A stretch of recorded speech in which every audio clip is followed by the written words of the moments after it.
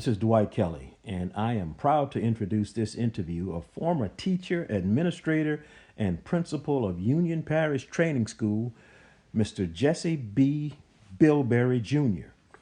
Mr. Bilberry gives us a detailed history of education for blacks in Union Parish and his role as an educator, teacher, and leader in education in Union Parish. Principal Bilberry is interviewed by Dr. Russell Hill, one of the researchers on the African American History Project of schools in the LIALO before 1970. Sit back and listen to the history of black education in Union Parish from a living legend, Mr. Jesse B. Bilberry Jr. Enjoy. Now, you've graduated from Union Parish Training School, and you said you went to Southern, am I correct? Right. Okay. And you graduated from Southern in what year? 1951. 1951. Into the world. Where did you go after in 1951? After I graduated from 1951, I went to Fort Sill, Oklahoma, and inducted into the Army. And I went to Fort Leonard Wood, Missouri. Mm-hmm. And from Fort Leonard Wood, Missouri, I went to Camp Kilmer, New Jersey. Mm-hmm. And I went to Europe, Okay. Germany. Okay. And Now. stayed in Germany until 1953. Okay. And I was discharged from the Army and came back to Union Parish. Okay. And what high school did you go to in Union? When I came back to Union Parish, I taught at the Union Parish Training School, Mm-hmm. and it was Union Parish High School then. Union Parish High School then. Right. Now, who was principal when you returned? My father. Oh, okay. So you had senior and junior there. Right. What did you teach? I taught social studies, Oh, okay. and then I taught social studies. Oh, okay. Did you have any other function there? At that particular time, under my father, I didn't have any other function. That's all I did. Okay. Taught Okay. social Okay. studies. Okay. And then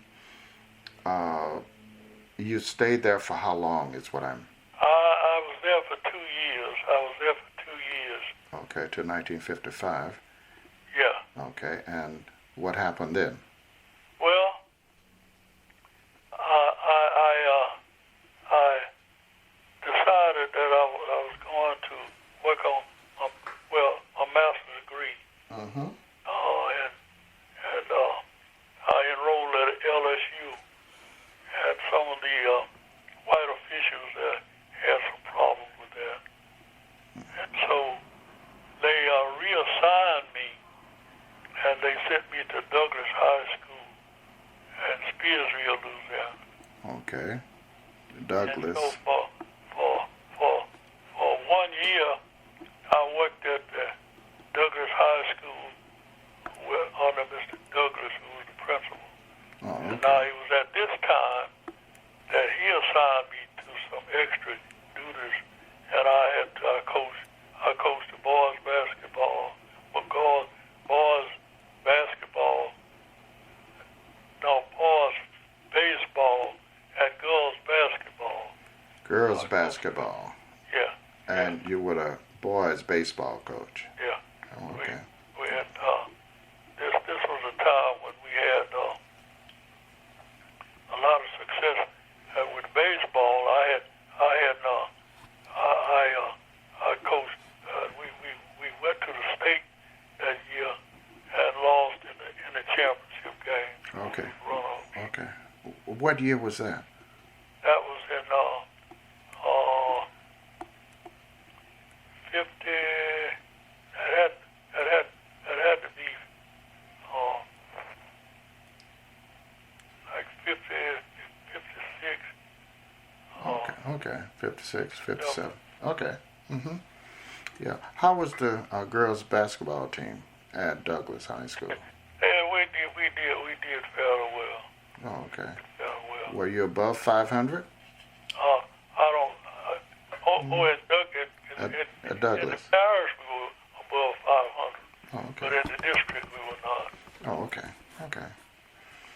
Now, so we're at 1956. You know, I think that was 1955. 55. That had to be 50, 55, Okay. 54 and 55. Oh, okay. Good.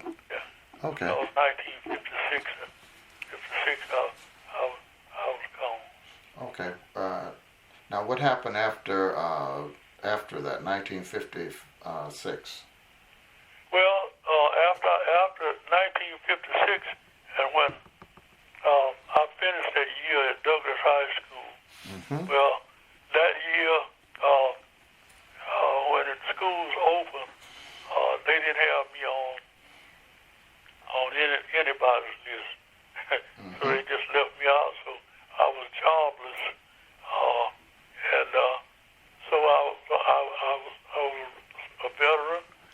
So I went to LSU on full time in the fall of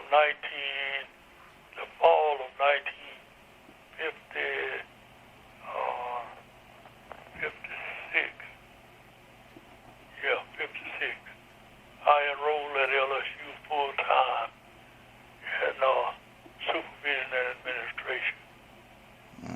And it was while I was at LSU that Tensas Parish needed a principal. And the person up there in Tensas Parish was well acquainted with Mr. W.L. Bradford, whom I had lived with for the 4 years I was at Southern University. And I worked at the school for the deaf. And they called Mr. Bradford and told Mr. Bradford that they needed a principal. And the registrar and somebody recommended me. And so I went up there and was interviewed. And that's how I became principal. Okay. But now at that time, in Tensas Parish and several parishes down through there, they had what you call a split session because they were in the Delta cotton area. And during the time of cotton gathering, the black schools would not be in session because they would be picking the cotton, but the white schools would be in session. So I went up and interviewed, and they selected me to be the principal of that school up there.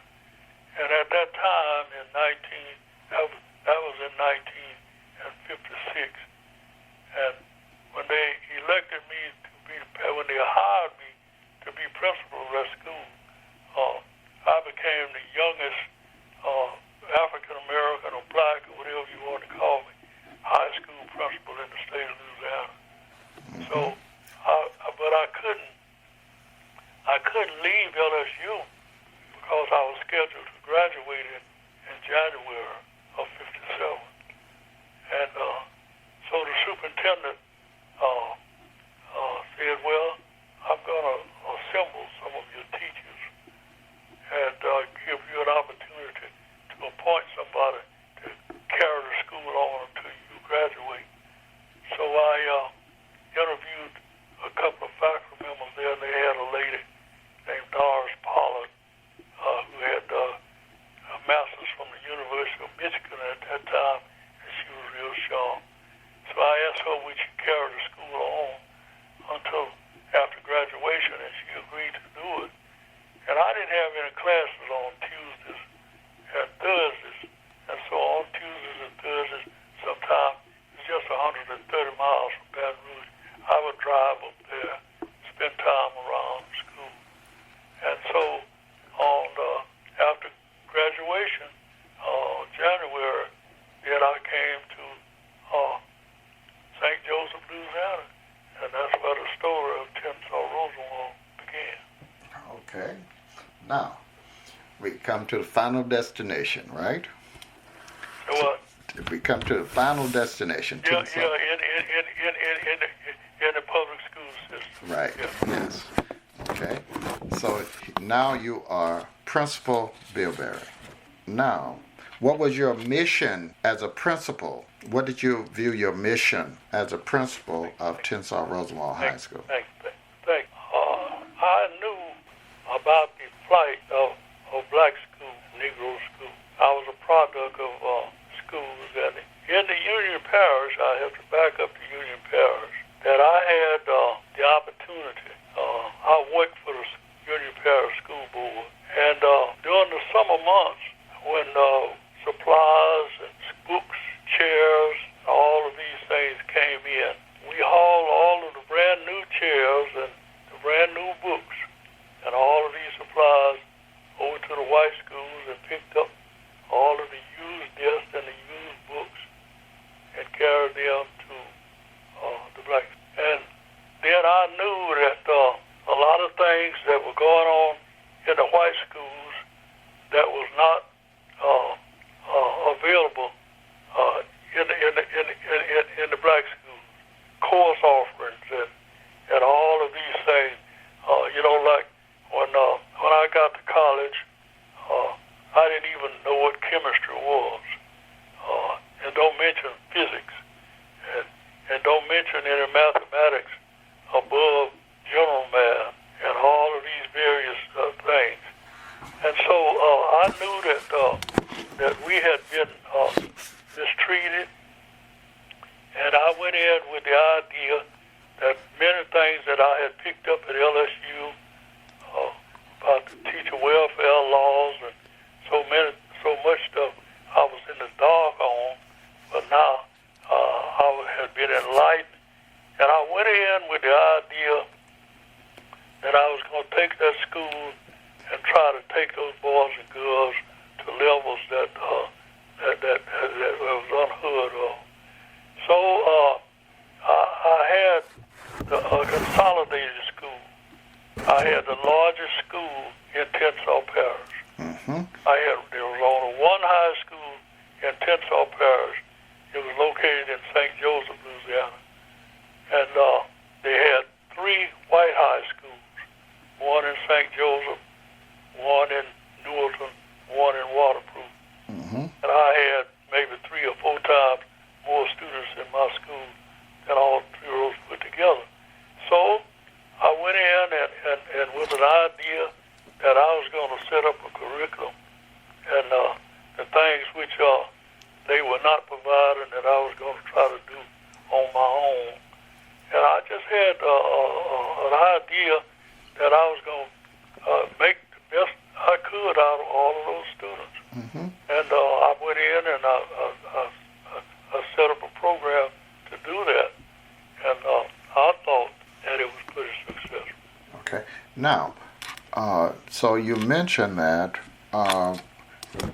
as far as the curriculum, what type of physical facility did you inherit?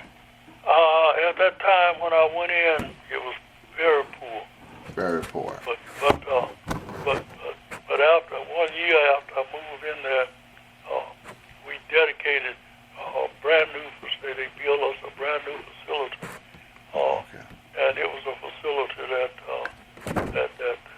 anybody would be proud of. Mm-hmm. Because at that time, they definitely did not want us in the school with the other race students, and so we end up with a real perfect. I call it a perfect facility.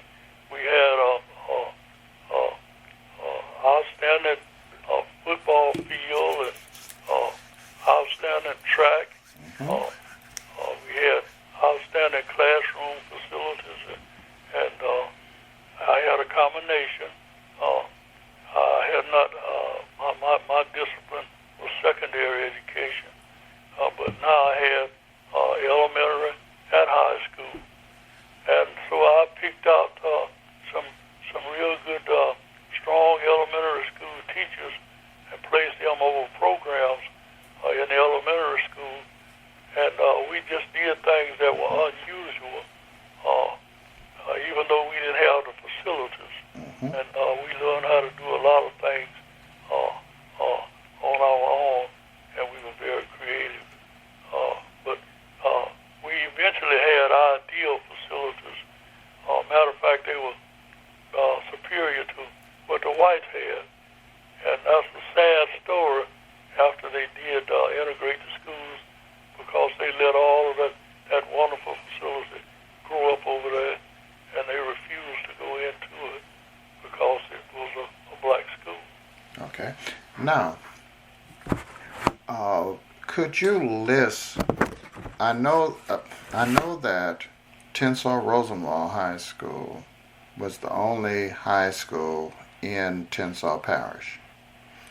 But from a community standpoint, could you list some of the communities that you served in? In other words, students came from. Yes, sir. Yes, sir. Please do. I served the entire parish. Mm-hmm.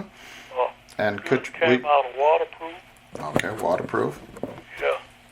They came out of Newellton. Mm-hmm. They came out of Delta Bridge. Mm-hmm. They came from Loneland. They came from Cooter Point. Mm-hmm. Yeah, they came from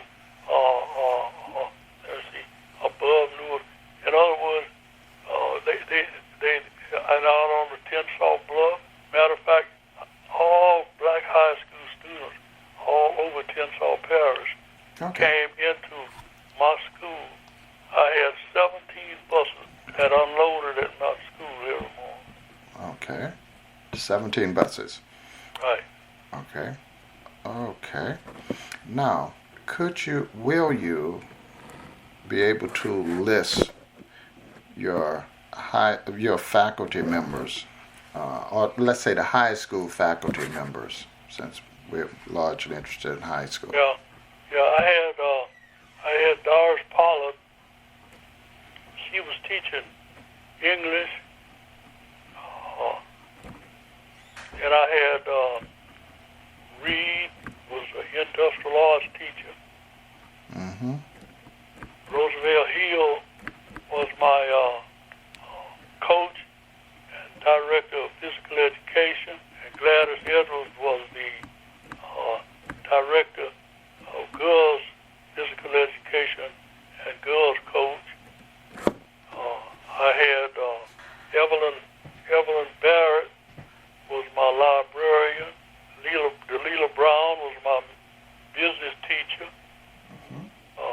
I had Mayola Shepherd Wiley, who was my English teacher. I had Theo Padres was my science and chemistry. I'm trying to think of his name right now. The math teacher. Sanders. William Sanders was my math teacher, and Johnson was she taught English, and she also was assistant to librarian. And Gloria Livingston was my home economics food teacher, and Evelyn Webb was my clothing. I had two in home economics. I had clothing and I had food. And I had a clothing teacher, and then I had a food teacher. And of course, I would alternate them every year. And I had Billy Webster was science and math.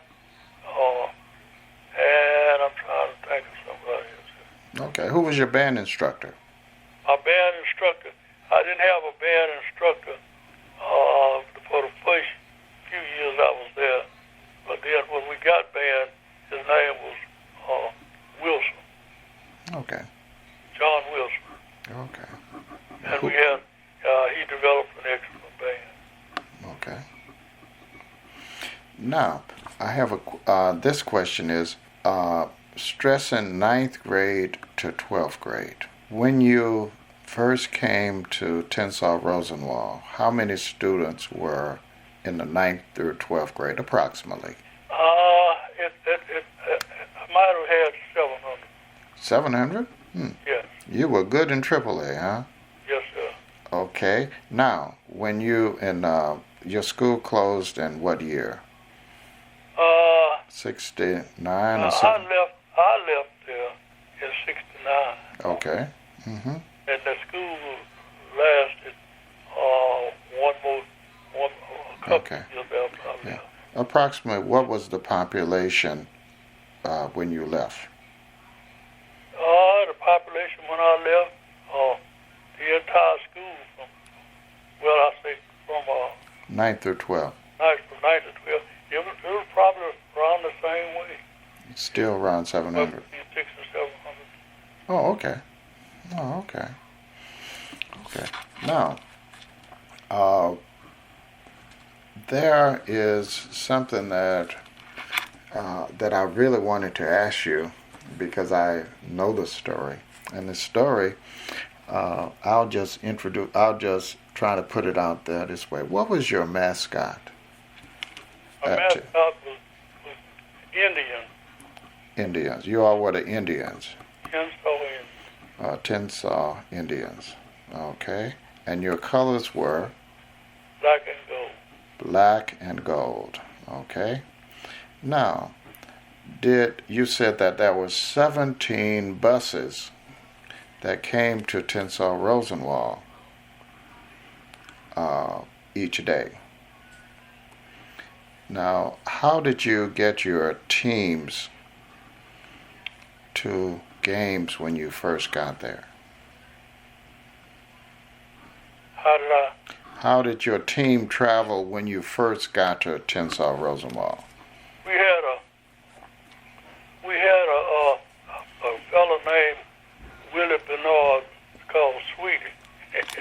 Yeah. Yeah. And he always would haul our team. Okay. Yeah. So sometimes like when they had to make long trips, Sweetie would get other bus drivers to. Okay. What kind of bus would Sweetie drive? He drove a regular school bus. Oh, okay. Good.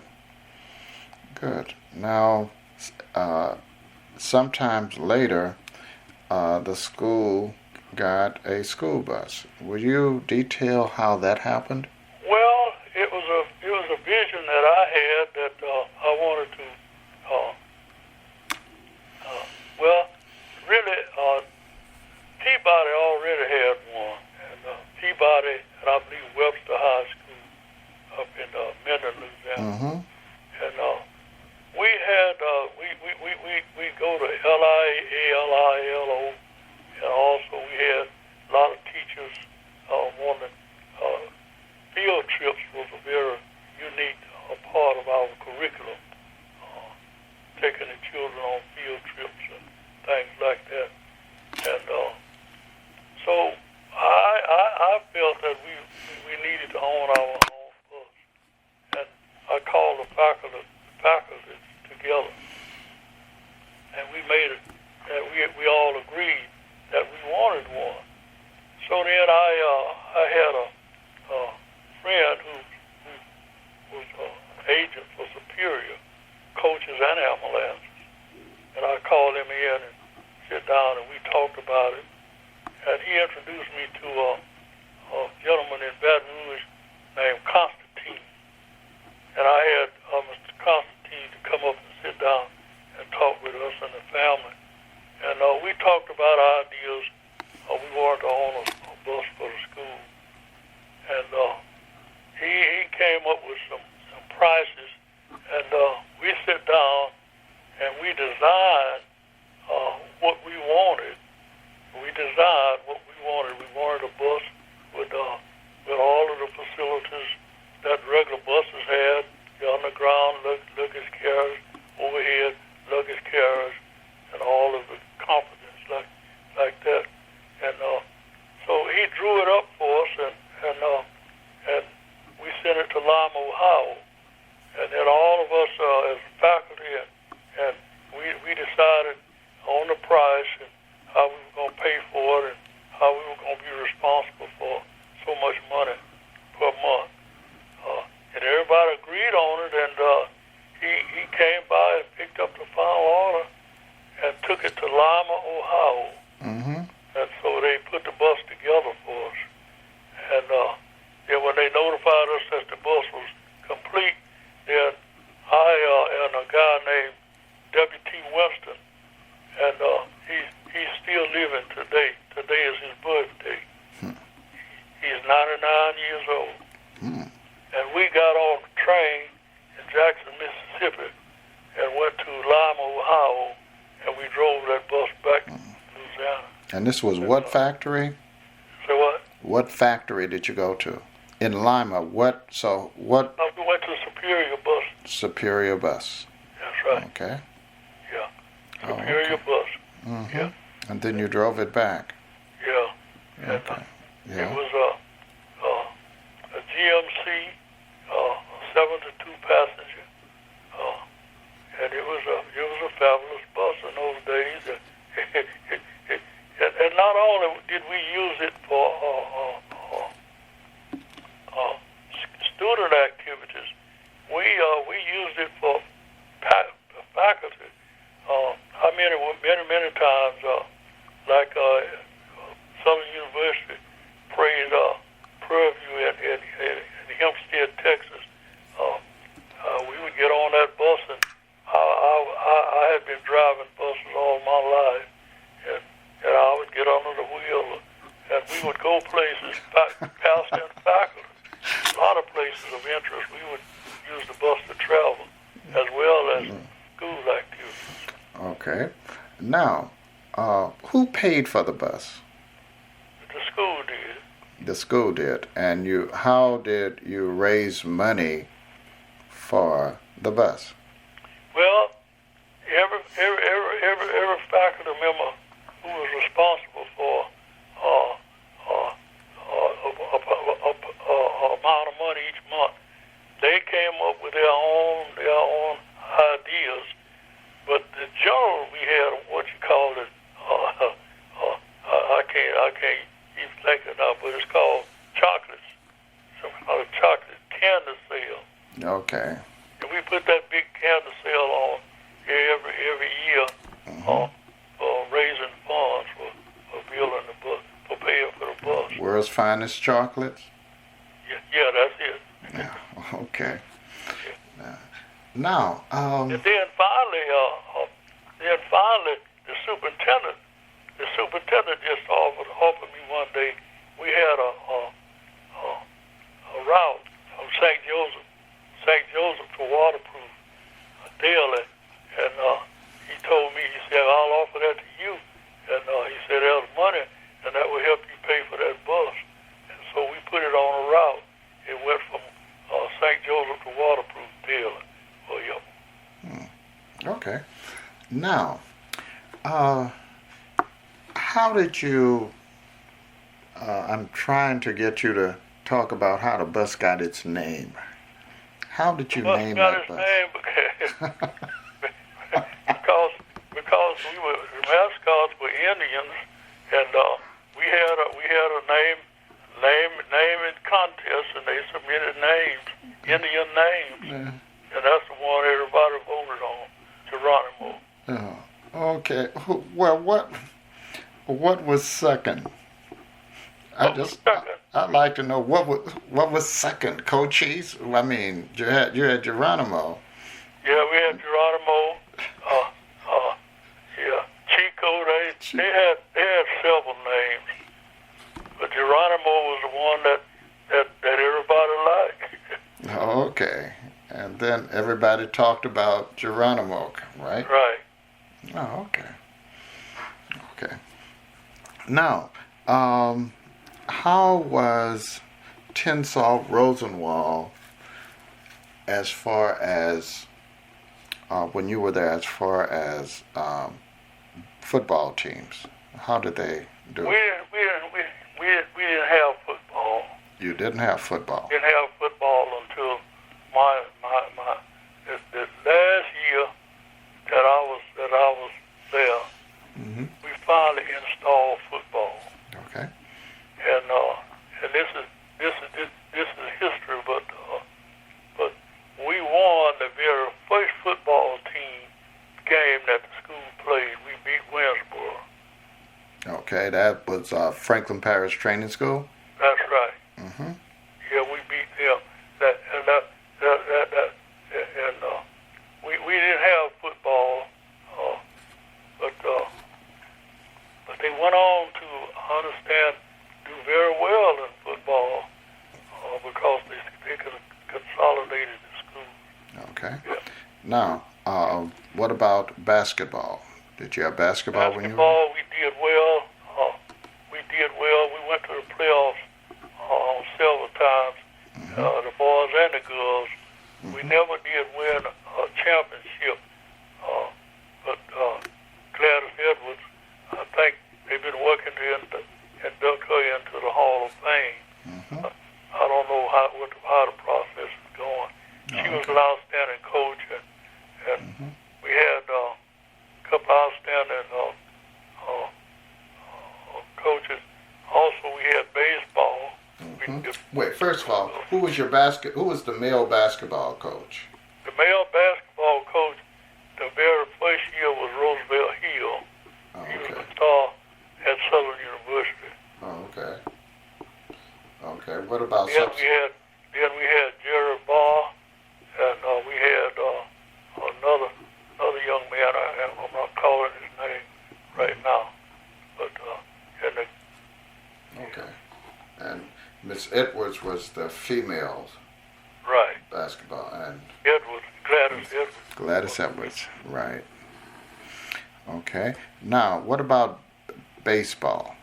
Baseball, we had a baseball team.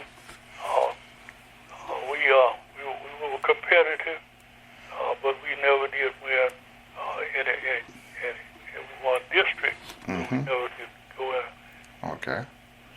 Now, who were now that you were in Tensas Rosenwald and you were in St. Joseph's, who were your competitors on the east side of the state? Peabody High School in Alexandria. Peabody? Yeah. Mm-hmm. Carroll High School in Monroe. Carroll. Okay. What about G.W. Griffin? I'm trying to get they make the names come to me. What about G.W. Griffin? Tallulah High School. Griffin out of Lake. Reuben McCall. Yeah, Reuben McCall and Okay. Griffin out of Lake Charles. And Miss Edna Hayes over in Thomastown. Thomastown, yeah. Thomastown. Okay. Severe High School in Faraday. Okay. Hill. What about G.W. Griffin? G.W. Griffin out of Lake Providence. Yeah, G.W. Oh yeah. And Esther Toombs out of Dale High, U.D. Britton out of Rayville. Yeah. Yeah. You had a lot of competition. Oh yes, we did. Okay. Still with Morehouse? Morehouse, no, they were out of our district. Oh, okay. If we would only deal with Morehouse if you win your district and your regions. Then, Okay. Okay. Yeah. Okay. What about Jackson High? In Jonesboro. Mm-hmm. Yeah, they were out of our reach. Now that's where my wife worked for. That's where her first job was at Jackson High. Oh, okay. Yeah. But then she later came and she was with me in St. Joseph. Did you ever? My wife was now you mentioned choir. Now that's where we were ranked with the best in the state. In the choir. Okay. We had great choirs, yeah. We had great choirs, great music teachers. Okay. Carroll High School had great bands, and Peabody had great bands and great choirs. And when those choirs would get together in the old LILO, man, it was a thrill. Okay. The choirs, yeah. Okay. These schools are large in the northern Louisiana. Did you ever play the schools in the south? In the south? Mm-hmm. No. never did. Oh, okay. Unless it was a playoff. Oh, okay. Good. Okay. Good. So that takes care of baseball, football, baseball. What about track? Did you all have track? No. Oh, you didn't have track. Okay. Okay. Now, and as far as extracurricular activity that was not sports, what did your school offer? 4-H. Well, we had 4-H. Yeah, we had a strong 4-H club. Elevator Steels, who was still there in Tensas Parish, and he really was the mayor, but he was the county agent. Mm-hmm. And we had the livestock shows and the 4-H, and I was quite involved with them, and our children were. And so we had a couple of 3 or 4 national championships in the steers and especially the cattle. And we had a lot of young people involved. So 4-H club and that was just about it, you know, and the drama and the all LILO activities. Okay. We prepared our students. Okay. Okay. Now, if you have to look back and let's say regrets. Look, talk just a little bit loud. I got a little complicated. I said if you'd have to look back on where you were at Tensas Rosenwald, what would you say your regrets would be, if you have any? My regrets? Mm-hmm. Yes. Well, number one, my regrets was number one, I never was satisfied with what I was doing and what I was able to do because of lack of funds and lack of respect that they had for the schools. And could not. Well, let me give you an example. I drew up a plan for a testing program because I wanted to group my students. And I carried this plan to the superintendent, and he sat down and he looked at it real good. We don't even have this in the white. I said, well, maybe it's not needed in the white schools. But then I went out and I'll give you an example how I use makeshift. I went out and got me a 20-wood Dokes list, and I gave it to and I say from grades 1 through 8, I want you to call your children, give your children some seat wood, and then I want you to put 2 chairs in the back of your classroom. I want you to sit in one chair, and I want the student in the other chair. I said I want you to take them down this word list, and wherever they get to a word that they cannot pronounce, I want you to make a notation and put all those kids in a group. So they put those kids in groups like that, and I set up a 90-minute block. And I wanted every child to go where he had been listed on that book. And so when I ordered my textbooks, the superintendent called me in. He said, I want every child to have a textbook. I said, they do. He said, well, not according to this list. He said, over here you got 60 sixth graders, and you didn't order but 10 sixth grade books.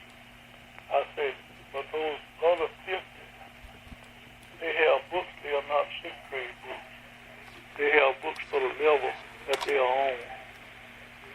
And I found out that, and I had this philosophy in that school, that you can't continue to pile ignorance on top of ignorance. Wherever a child was, he should not be in over his head.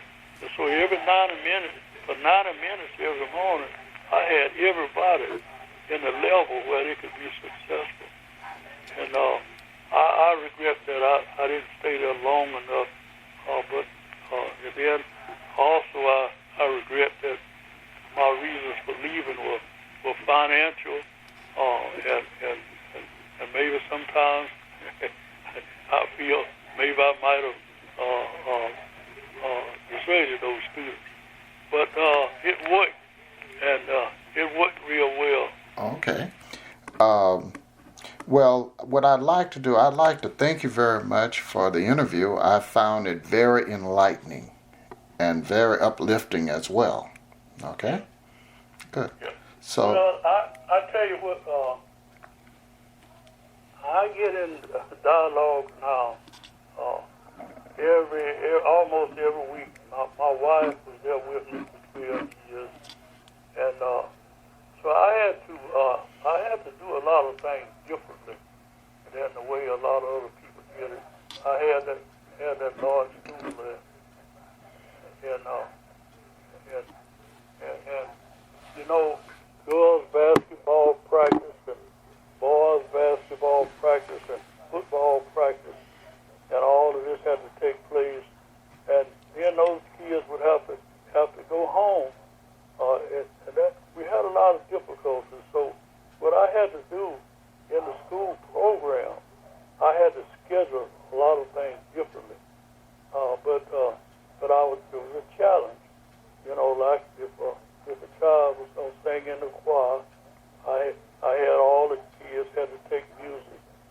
Everybody had to take physical education. And so then what I did, I put a 75-minute period in there.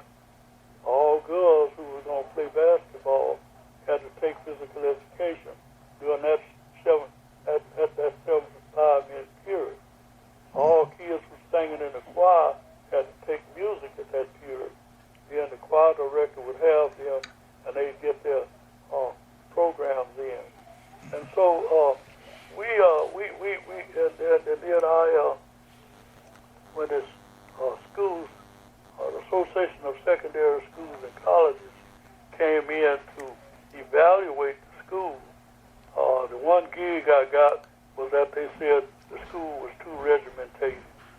I had a strong discipline program, but I told them that I had to have some kind of order.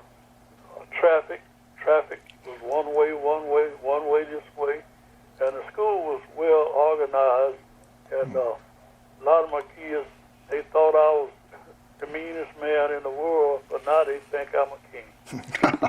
okay, that sounds good. So I'd like to thank you very much for this interview.